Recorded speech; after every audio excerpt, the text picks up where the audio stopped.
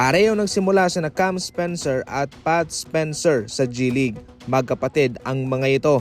Nakita natin yan sa kanilang laban kung saan binantayan mismo ni Cam Spencer itong kanyang kuyang si Pat Spencer, yung sa Golden State Warriors naman. So halos nasa 4 na taon ang agwat nila. Si Cam Spencer, 24 years old, samantalang si Pat Spencer na nasa Warriors ay 28 years old. Kay Cam Spencer muna tayo ng Memphis Grizzlies. Siya ay pinili ng Pistons sa 2024 NBA Draft. Kaso, trade naman siya kaagad papuntang Memphis Grizzlies. Siya ay pinapirma ng 2-week contract sa kanila. Noong December 2, habang siya ay naglalaro sa Memphis Hustle, ang G-League affiliate ng Memphis Grizzlies, pumunto siya ng 51 points at 12 3-pointers. Dahil dyan, siya ay binigyan ng tsansa ng Memphis Grizzlies na maglaro mismo sa mismong team nito. Si Pat Spencer naman na nasa Golden State Warriors ay na-draft noong 2019 sa Premier Lacrosse League. Isa po itong collegiate draft. Taong 2021, siya ay naglaro para sa Hamburg Towers. At sa taong 2021-2022, siya ay pumirma sa G-League na Capital Go Go.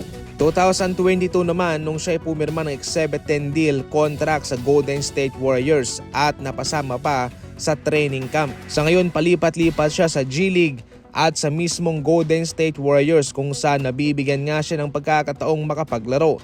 Mataas naman na kanyang potensyal. Sa kakalabas lang na impormasyon, handa si Bradley Beal na i-waive ang kanyang no-trade clause. Ano nga ba ang no-trade clause mga idol?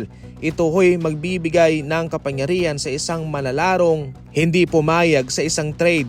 Yan ho'y nagpoprotekta sa kanila na mapunta sa isang mahinang team. So definitely kung mayroong trade, pwede nilang sabihin na ayaw ko muna, wag na lang muna. Pero ngayon sa status ni Bradley Beal kung saan siya'y ibinangko ng Phoenix Suns, yun nga ho sa ngayon ang kanyang gustong mangyari na payag siyang i-waive ang kanyang no-trade clause at ito ang kanyang mga listahang gustong puntahan. Ang Clippers, Miami Heat, Los Angeles Lakers o ang Denver Nuggets. Kabilang yan sa mga tinatarget ni Bradley Beal kung siya ay eti-trade na ng Phoenix Suns. Malinaw para sa kanya na nung siya ay ibinangko, malinaw na mas matimbang para sa Suns sina Kevin Durant at Devin Booker. Sa madaling salita, doon pa lang ay payag ng Phoenix Suns na siya ay mawala o siya ay umalis sa kanila. Wag lang si Kevin Durant o si Devin Booker. Diyan pa lang, isang mensahe lang ang gustong iparating ng Phoenix Suns sa kanya. Mas importante si Kevin Durant, bahala ka Bradley Beal.